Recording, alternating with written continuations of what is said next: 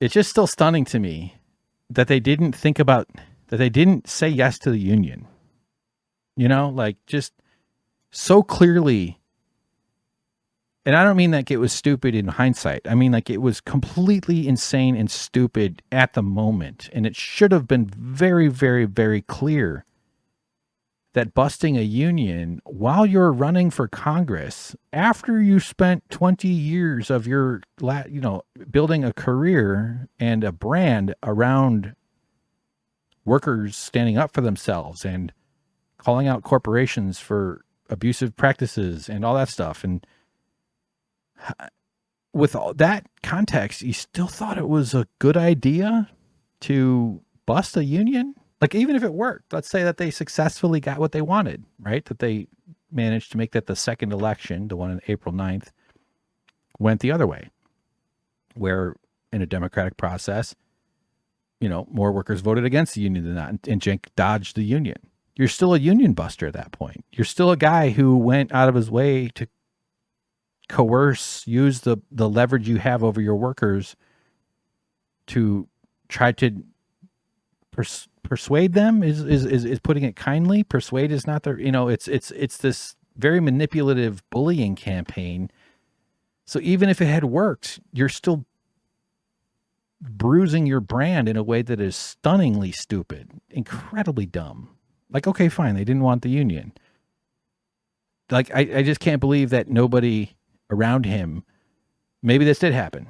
I'm just speculating, but was nobody like, and I kind of want to make an animation of this, like make my Hank character, the cartoon guy, and like have him sort of explain like, hey, wait a minute, everybody, wait. Like maybe there's a big lever on the wall that says like, stupidest decision in the world. Like, before you pull that lever, hold on a second. Let's just think this through. How's this going to look to our audience? You've been telling a camera for 20 years that workers need to stand up for themselves and that unions are a good thing, because Cenk does make that case, as I talked to Matt on the Letter Hack a good bit. When I was working at TOT, other than when we finally started actually talking about the union in very small conversations, nobody was talking about starting a union there except Cenk. Cenk was the one into the camera.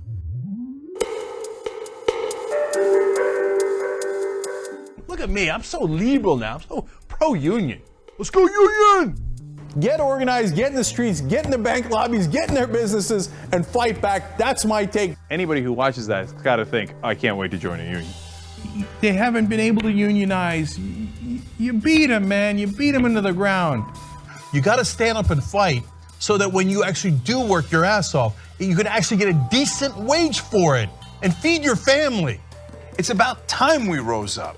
And now the teachers fighting for all average Americans as we demand better wages so we can have some sort of economic dignity in this country.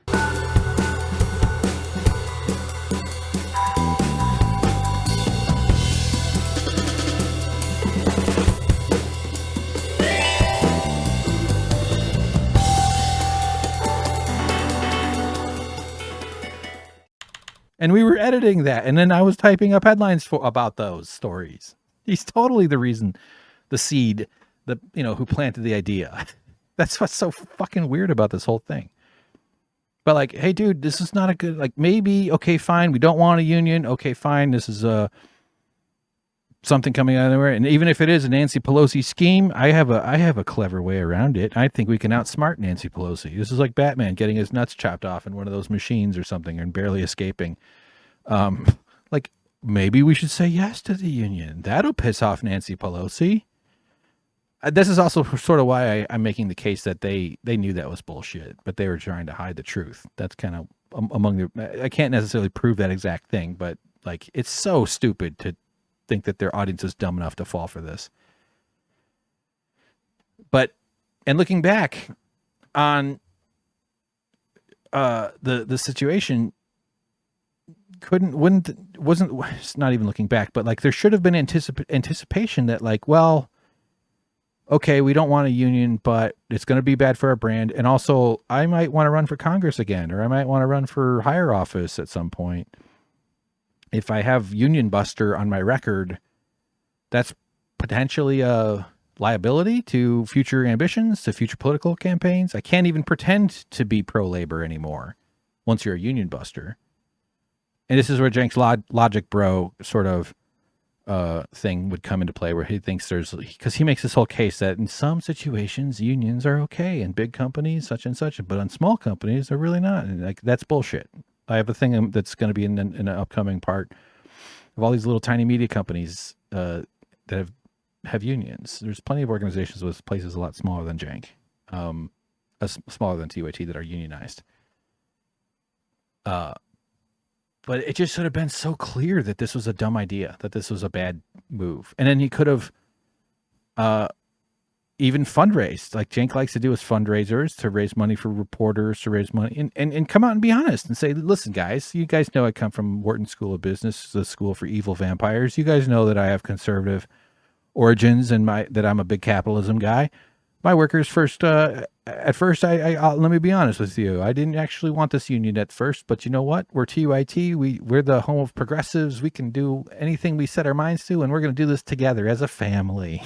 And that's why we're trying to raise $200,000 from the audience, because our workers are worth it, and we're going to, this is going to support the company. And it doesn't all have to be for some just worker raises or something like that. We weren't looking to like bankrupt the company. We knew going in that there's like a lower standard for web and digital like pay.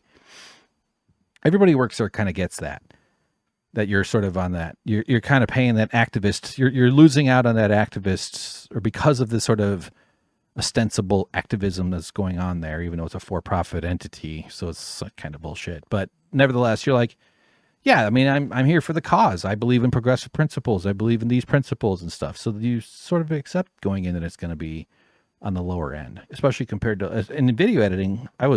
You'll find out my rate eventually, but I was not looking for a big bump at all. I wanted a little bit, but it was just like so small stuff. And that's why something that we get into later on, and I got to move on from this question, is I kind of want to investigate the power dynamics of this whole thing, because the details are interesting, and the details have to be clear and provable and supported by evidence and all that stuff. But they're just, to me, there's something deeper going on. I don't know why I'm picturing a Scrabble board all of a sudden, but there's like a whole nother like 3D component to the Scrabble board. This metaphor sucks, but like I want to like burrow into the board and understand the origins of all these dig into the power dynamics and dig into the sort of nuances of subtlety, because ultimately, though, all of that funnels down to the singular concept of leverage. The two concepts that this whole project is about is the concept of leverage and the concept of respect, and how you treat people, and should you be held accountable for treating people poorly.